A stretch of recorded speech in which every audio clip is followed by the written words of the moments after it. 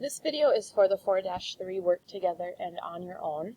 You will need the working papers from 4-2, so I am currently on the workbook on page 61.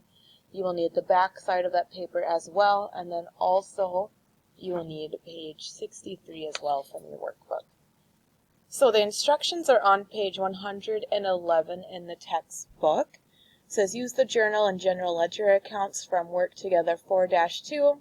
I will guide you through the following example. So Omar owns a service business that uses the following accounts, and they're listed there, their little chart of accounts. And our only instruction says post the journal special amount column totals. So previously we posted everything that needed to be posted individually, and for that we just looked at our general columns. So all of these accounts have been posted to. Now, when you post totals, you will put check marks and parentheses underneath the general debit and credit columns. That indicates that everything has been posted individually and that the column totals are not posted. There is no account where they could go.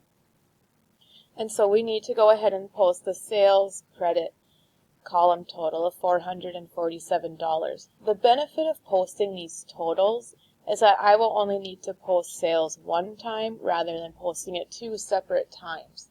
So we need to find our sales account in our general ledger, and the date for this will use the same date from the totals line, which is April 30th. So let me get my sales account here from the general ledger, and I will put in April 30th, and this is post reference 1 because it's from journal page 1, and we have a sales credit of $447.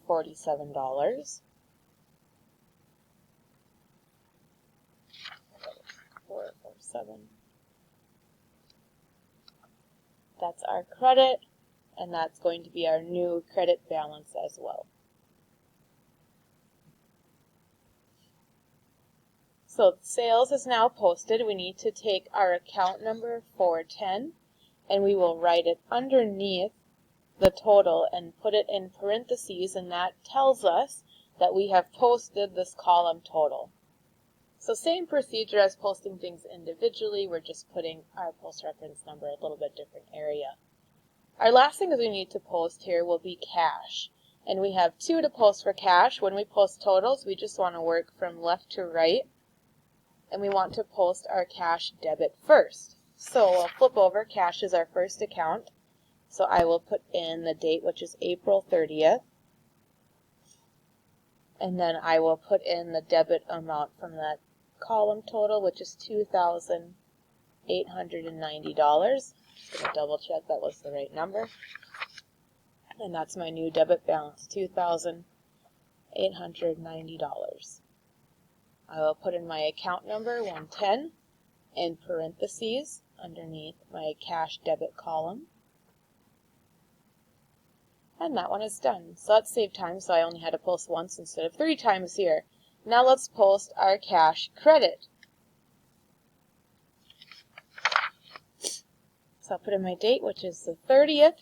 Remember, since it's the second line, I don't need to write April again. Post reference is 1, and this is a credit of $1,170. We have a debit balance. We just had a credit. They are opposite. So because of that, we will subtract. And our debit is still larger than our credit. So our new balance will still be a debit, which is good because cash has a normal debit balance. If we were to have a credit balance, that would mean we have negative amount of money, which would not be good. So I'll just put that in my calculator again, make sure I did it correctly, just in case I made a mistake. Nope. So our new cash balance, $1,720.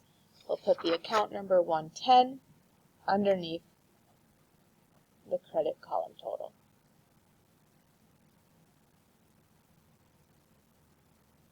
Alright, so now we're going to do the same thing with the on your own. So this here is on page 64 in the workbook.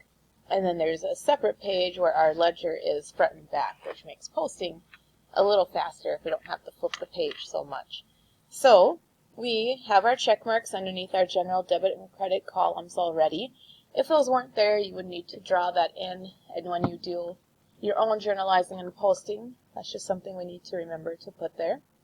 So we're going to post for our sales credit, and that is a credit of $1,860, and this is on October 31st. So I'll go to my sales, October 31st, and that was a credit of $1,860.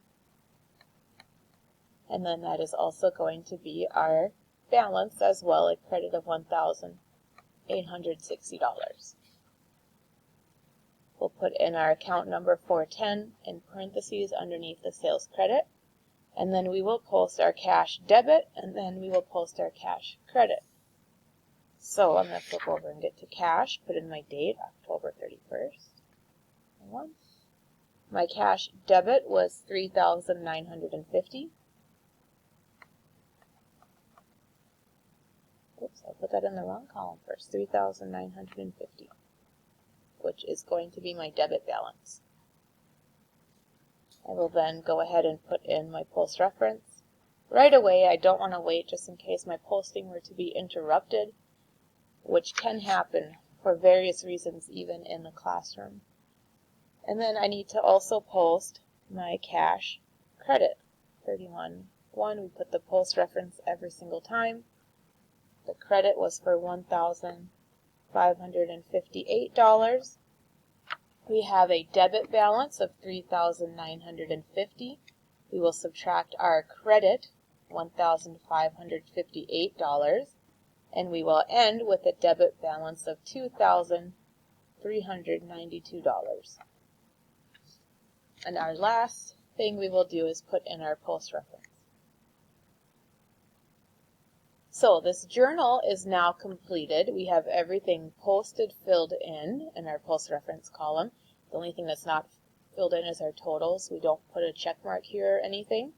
And then everything underneath the totals also has a number as well. It's always good to double check your general ledger and make sure you didn't leave out a date or a post reference. So it's good to just double check your work, and also remember to use calculators so we don't make some easy mistakes with math calculations.